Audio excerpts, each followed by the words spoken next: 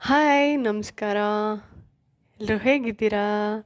ಎಲ್ಲರಿಗೂ ದೀಪಾವಳಿ ಹಬ್ಬದ ಹಾರ್ದಿಕ ಶುಭಾಶಯಗಳು. ಆದಷ್ಟು ಎಲ್ಲರೂ ದೀಪವನ್ನು ಹಚ್ಚಿ ಪಟಾಕಿ ಕಡಿಮೆ ಮಾಡಿ ಪಟಾಕಿ ಹಚ್ಚೋವಾಗ ಪ್ಲೀಸ್ ಹುಷಾರಾಗಿರಿ. ದೀಪಾವಳಿ ಹಬ್ಬ ಅಂದ್ರೇ ತುಂಬ ಖುಷಿ.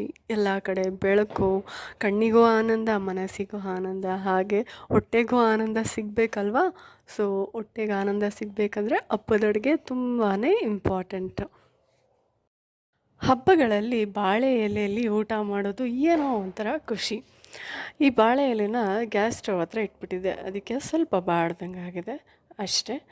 ನಮ್ಮ ಮನೆಯ ಊಟದ ಮೆನು ಹೀಗಿತ್ತು: ಹೆಸರುಬೇಳೆ ಕೋಸಂಬರಿ ಮಾಡಿದ್ದೆ, ಹಾಗೆ ಮೆಣಸಿನ್ಕಾಯಿ ಬಜ್ಜಿ, ಹಾಗೆ ನನ್ನ ಫೇವ್ರೆಟ್ ಕಡಲೆಕಾಳು ಹುಸ್ಲಿ.